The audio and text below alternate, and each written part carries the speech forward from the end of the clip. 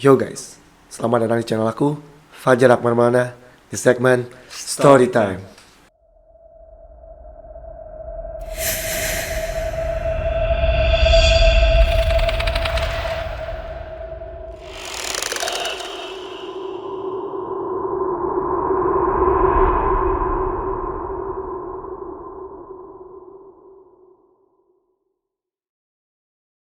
Oke, di video kali ini kita bakal sedikit paranormal experience tentang kisah-kisah atau menarik-menarik di kampung kita, khususnya di Kalimantan Tengah, karena kita sejatinya dari Kalimantan Tengah. Nah, dari Kandoran. Nah, Ayah ini dari Baur, itu kemungkinan bisa dibilang desa di Kalimantan Tengah, terutama di Kabupaten Pulau Pisau. Nah, Ran, di Baur tuh kan apa namanya, ada nggak sih cerita-cerita mistis gitu, mungkin misalnya urban legend gitu, gimana? Untuk misal urban legend atau kisah-kisah yang mistis yang cukup berkembang di daerah itu memang cukup banyak sih Bang. Mungkin bisa gue sebutin satu tempat yang memang di sana itu semua orang yang ada di Bahur pasti tahu akan tempat ini. Semua orang di Bahur mungkin kalau gue sebut nama ini pasti akan ngeh dengan tempat ini, karena kesan pertama ketika kita menyebut tempat ini yang ada di pikiran orang adalah ini angker. Pokoknya datang ke tempat itu sudah angker gitu lah. Tempat itu sudah angker. Gila. Tempat itu, ini boleh gue sebut atau gimana? Boleh lu sebut. Tempat itu kalau kami di sana menyebutnya itu Paranggasan. Paranggasan. Nah, Itu memang maksudnya Paranggasan itu mungkin bahasa Banjar. Ya, bahasa mungkin. Indonesianya apa artinya? Nggak tahu juga ya, mungkin di situ entah pernah orang membuat senjata tajam untuk kan kita kalau parang itu kan senjata tajam lah kalau dalam bahasa Banjar kan, mungkin entah di situ dulu banyak pengrajin atau pemahat dari senjata tajam, entah bagaimana juga di masa lalunya kurang tahu juga saya sebagai warga di situ. Intinya nama itu Paranggasan. Okay. Terus? Di Paranggasan itu kalau misal kita melihat secara mata lahir kita itu secara ini apa namanya? Pertemuan air itu mungkin di situ agak aneh sih Bang, gimana gitu ya, di daerah yang masuk di apa itu gerbang Paranggasan itu debit gelombangnya naik seperti ini, Berarti memang naik. ya? Lalu di sini itu airnya tenang. Kalau secara logika mungkin itu karena pertemuan arah angin mungkin ya, tapi kalau kita melihat dari sisi gaib mungkin di situ ada sesuatu, dan memang dari mereka yang mempunyai kelebihan atau mempunyai indera keenam, sixth sense seperti itu, mereka menyatakan tempat ini adalah kerajaan gaib yang ada di daerah tersebut. Oh, berarti kayak sama di Mintin lah. Kalau di Mintin itu di Pulau Mintin ya guys.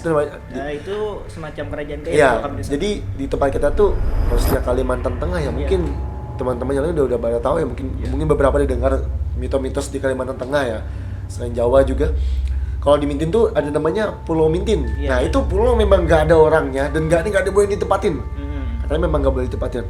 Kayak tadi apa Paranggasan. Mungkin orang-orang Bahur pasti semua tahu akan tempat itu. Nggak, jadi sebenarnya tempat itu tuh tempat apa sebenarnya? Nah, kalau sekarang gitu jadi tempat apa gitu? Tempat itu kan sebenarnya di situ itu banyak warga yang bercocok tanam atau punya sawah di tempat itu. Oh, berarti memang buat kelahan gitu ya kan? Memang situ ada lahan.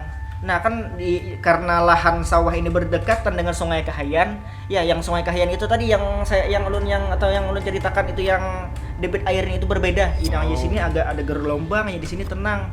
Seperti itu. Nah, di situ kan ini mungkinlah pengalaman dari orang tua saya sendiri. Itu orang tua kami kan itu kebetulan membantu ibu di sawah. Ya. Kebetulan ini kejadian pas di hari Jumat kalau tidak salah. Itu pagi malam?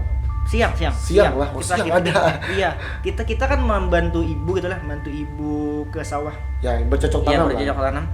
Sampai waktu Jumat kan, kalau Jumatan kita pulang tuh dulu sebentar. Pulang saya sama ayah pulang. Lalu di sini ibu bercerita kan, ibu itu lama loh nggak berani cerita. 1 tahun kemudian beliau baru berani cerita tentang masalah ini. Kata beliau, ibu pernah waktu kalian tinggal untuk sholat Jumat ke masjid itu, ibu kan istirahat dulu nih, tengah hari itu istirahat dulu di ladang atau di pendoponya itu buat istirahat. Itu ibu lihat kakek-kakek bawa semacam apa itu kalau orang mau pindahan gitu pakai sarung seperti ini pakai gitu. Nah itu di jalan kayak gitu kan, setelah ibu lihat sekali lagi udah hilang. Itu jelas, betul itu jelas. Ibu bilang itu jelas. Dan enggak, kakeknya gimana? Apa mukanya memang rusak tuh gimana gitu? Untuk muka mungkin ibu nggak ngelihat lah, karena beliau menunjukkan itu memang wujudnya kayak merinding gua bang, anjing merinding. Berarti memang kakek memang. Iya, memang kakek sih, memang kakek wujud mungkin yang ibu lihat. Dan setelah itu ibu bilang ibu mencium seperti aroma wangi semerbak itu beberapa saat setelah kakek itu lewat. Beliau mencium aroma wangi beberapa saat, setelah itu wanginya hilang berbarengan dengan kakek itu hilang. Enggak, posisi ibumu tuh di pendopo. Enggak, ini pendopo ya kan? Pendopo. Memang ngeliat langsung kayak gitu apa? Iya, memang lihat langsung kakek itu lewat. Sekejap mata ibu alihkan pandangan, kakek itu udah hilang lagi. Dan setelah kakek itu hilang berbarengan ada bau wangi seperti itu. Dan satu lagi, ibu gua pernah cerita, ibu gua ketemu satu keluarga ya. Ada ayah, ada ibu, ada anak kecil digendong seperti itu kata ibu, digendong. Setelah kakek itu apa lain lagi nih? Ini lain lagi, berbeda waktu lagi. Oh, berbeda waktu. Berbeda waktu. Kebetulan kan kami bercocok tanam di situ sekitar kami itu mulai membuka lahan dari tahun 2009 sampai sekarang sekitar 11 tahun lah kurang lebih. Kejadian itu kira-kira di sekitar 3-4 tahun awal kami membuka lahan. Oh, berarti masih baru. Masih baru. Terus kalau sekarang sih kurang sih, Mah. Kalau dulu itu ini kejadian kedua ya, yang di luar. Pantas terang ini mati. Yang apa ini? Yang di luar kakek-kakek tadi ya. Ibu gua itu pernah bilang ketemu satu keluarga, ada ayah, ada ibu, ada anaknya yang digendong. Ya, terus bapak ini terus kan ibu nanya nih, tegur sapa sama yang satu keluarga ini tadi. Pak, Bu, mau kemana, Bu? Mau ke sana Pak aja, mau ke sana kan menunjuk ke arah. Itu orang yang keluarga itu? Iya, orang yang keluarga tadi, salah satu entah bapaknya yang nyaut, entah ibunya yang nyaut, kan kurang tahu juga, kurang tahu lengkap. Secara nggak langsung ibumu itu berinteraksi sama mereka? Kemungkinan iya. Mau ke sana Bu, katanya mereka kan. Oh, kesini naik apa kata ibu kan? Naik perahu Bu. Di mana perahunya kata ibu kan? Itu di dekat jembatan sana. Jalanlah ibu ke dekat jembatan dan tahu apa yang terjadi? Apa? Perahunya nggak ada.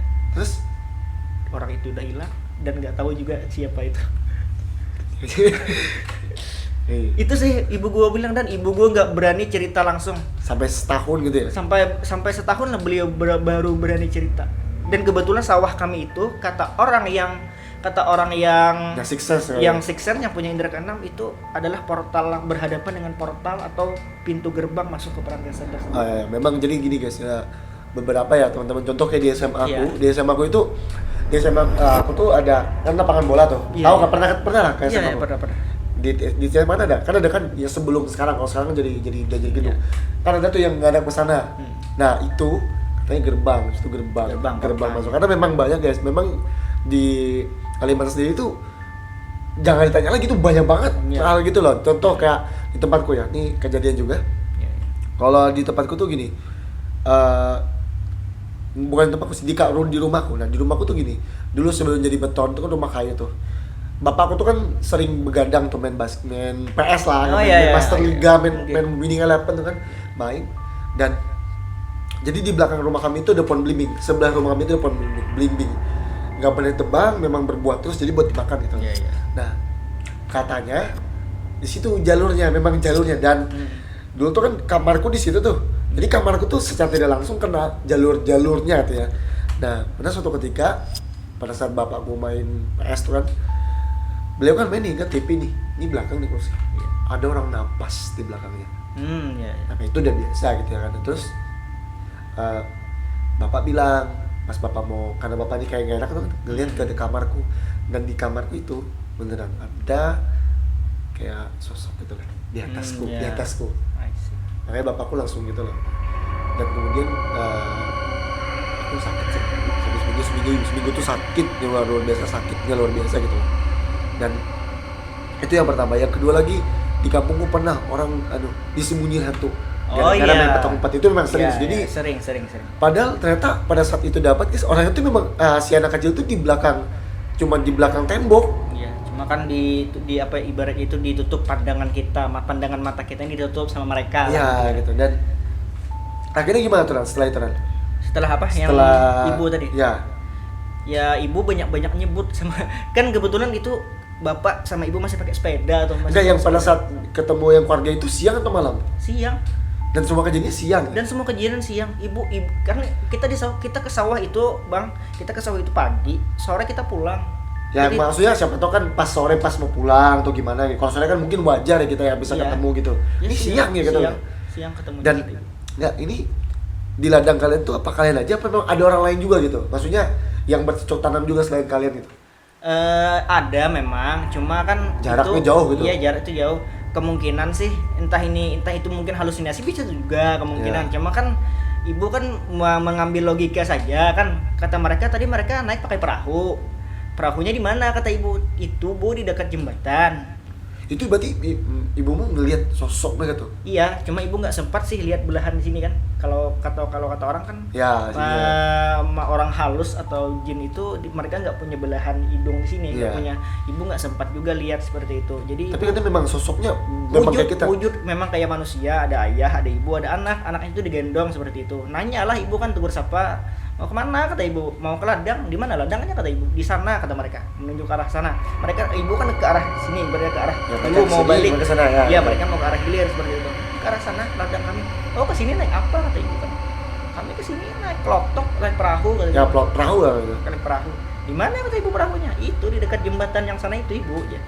Kebetulan kan di dekat di kampung kami itu kan sungai anak-anak sungai. Jadi kan ada di dekat jembatan tuh, sungai itu di dekat jembatan. Nah, di dekat sungai, di dekat jembatan itu biasanya marker-marker klotok atau perahu. Oh, di dekat jembatan kata ibu. Sampai kan ibu ke jembatan Karena yang memang mereka memang arah mau pulang ya. iya, sebenarnya. memang arah mau pulang. Sampai ibu di jembatan yang mereka sebutkan, wah, katanya pakai perahu, Ji. Dan memang nggak ada sama sekali? Memang nggak ada sama sekali perahunya. Keren, Itu ya. sih. Mantap sih. Itu mantap, sih. ya.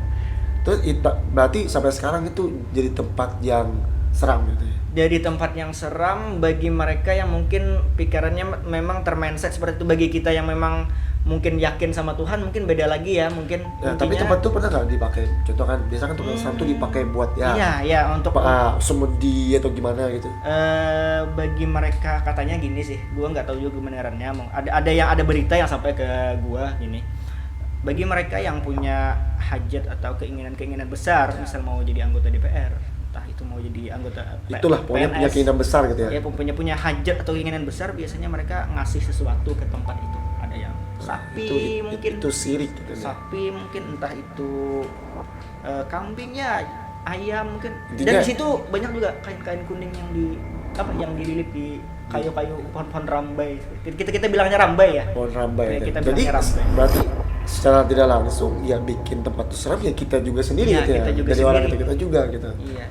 Dan kalau di Bawor sendiri mitos-mitosnya apa tuh? Misalkan selain di tempat tadi tuh, mungkin mitosnya kalau di tempat kita kan mungkin contoh kayak di Jabiran tuh nggak boleh masak ikan gabus, saluang tuh nggak boleh Iya, iya, malam-malam. Katanya bisa mengundang para makhluk luar gitu. Kalau mitos sih hampir-hampir sama aja ya kita di Kalimantan Tengah, yang secara keseluruhan memang hampir sama. Memang ya membuat beda Bahawur itu ya salah satunya itu tadi mungkin ada beberapa kejadian di masa lalu yang kejadian-kejadian itu di mana energi negatif diterapkan di tempat tersebut. Misal tempat yang sering di situ ada kejadian bunuh diri seperti itu, ada peristiwa gantung diri. Itu kan daerah-daerahnya itu secara tidak langsung merekam energi negatif seperti itu. Nah, jadi kan di situ biasanya sering kerasukan lah segala macam. Kalau enggak kayak kalau kita bilang itu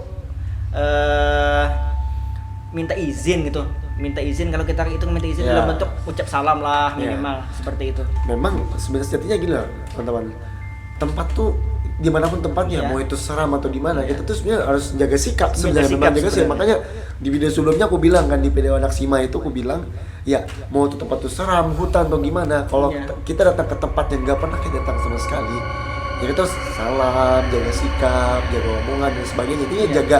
jaga diri lah gitu. Kalau Iya. kita nggak jaga diri kita, bukan perihal tentang makhluk halus atau apa, Iya. tapi mungkin warga sendiri yang gimana mungkin sikap kita ke orang sebagai pendatang baru datang ke tempat itu udah.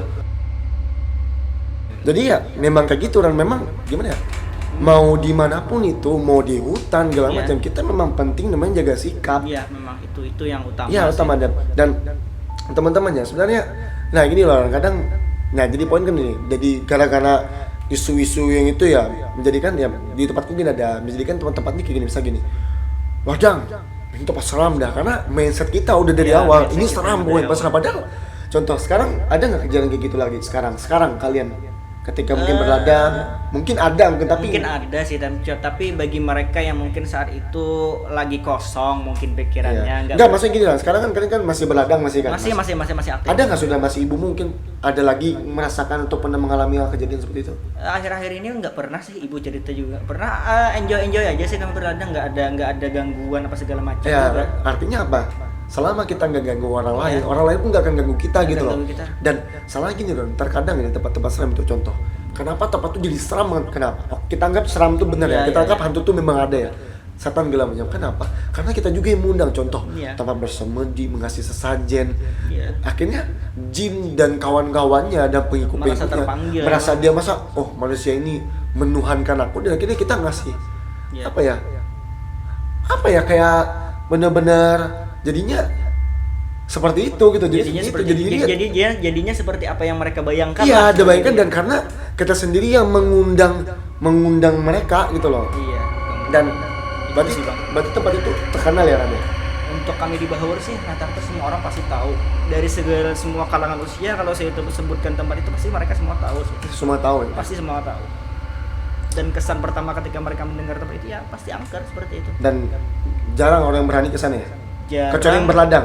Yang berladang itu pun cuma siang hari gitu loh. Cuma siang hari kan berladang dari sore. Kalau orang tua sendiri pernah nggak sampai malam gitu? Nggak pernah.